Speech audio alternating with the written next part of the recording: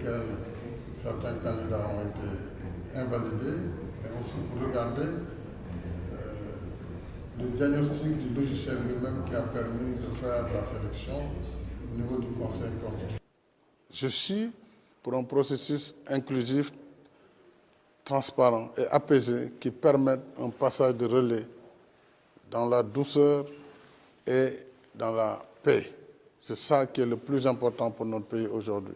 Vous avez raison, l'Afrique de l'Ouest aujourd'hui vit des moments extrêmement difficiles.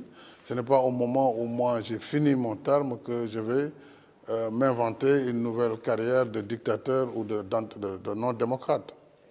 C'est un tableau qu'on peint, mais qui ne correspond pas à mon profil, qui ne correspond pas à ma personnalité et qui ne correspond pas à la réalité. La réalité, c'est que s'il n'y avait pas eu ces contestations crescendo, malgré les manquements, on aurait pu aller vers les élections. Mais appeler à enjamber et à poser le débat pour que l'élection soit plus inclusive et plus transparente, je pense que c'est ça qui est essentiel et non pas un jour après ou 2 mois après ou 3 mois après. Elle a estimé qu'elle avait le devoir, le droit de faire cette commission. Elle a fait la commission, elle a voté. Je pense que ce qui est essentiel pour moi, c'est la stabilité du Sénégal. Et là-dessus, quel que soit le prix à payer, il faut le payer pour que ce pays continue sa trajectoire dans la stabilité, dans la démocratie.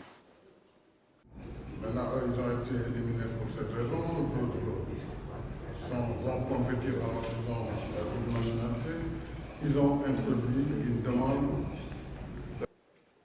Il est trop tôt pour moi d'apprécier cette perspective. Parce que j'ai une réponse très précise, mais comme le Conseil doit statuer, il ne m'appartient pas pendant ce temps du Conseil de donner un avis quelconque.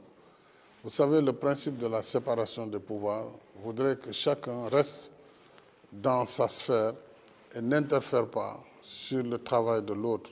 Le président de la République doit être saisi. Il a un délai pour répondre.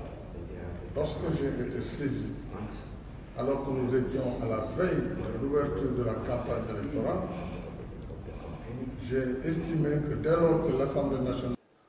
Le dialogue, pour moi, peut démarrer à tout moment, à partir de la semaine prochaine, mais je pense qu'il y a des préalables, si nous voulons qu'il soit une réussite. Et parmi ces préalables, c'est d'abord d'établir la confiance entre les acteurs, et c'est l'apaisement. Il faut apaiser et aller au dialogue. Donc, peut-être d'ici une ou 2 semaines maximum, si les acteurs l'acceptent, je constate avec beaucoup d'intérêt, de plus en plus d'acteurs qui sont d'accord pour l'idée du dialogue, ça veut dire qu'on peut arriver à quelque chose assez rapidement. Faire son travail, si le report est acté ou s'il n'est pas acté, il est rejeté, en ce moment, on avisera sur la suite. Oui, mon rôle en tant que président de la République, pour le temps qu'il me reste à la tête de l'État, c'est de toujours tendre la main et de dire aux acteurs politiques, faites attention, parce que nous ne sommes pas seuls sur la scène. Et si les politiques ne sont pas capables de s'entendre sur l'essentiel, d'autres forces organisées le feront à leur place. Et là, ils perdront tous, le pays avec. Donc oui, il faut contester, il faut dire ce que l'on veut, mais il ne faut pas dépasser les limites qui permettent au pays de maintenir sa trajectoire démocratique. Si on n'est plus en démocratie, on sera dans autre chose. Vous voyez que nous sommes dans un temps des institutions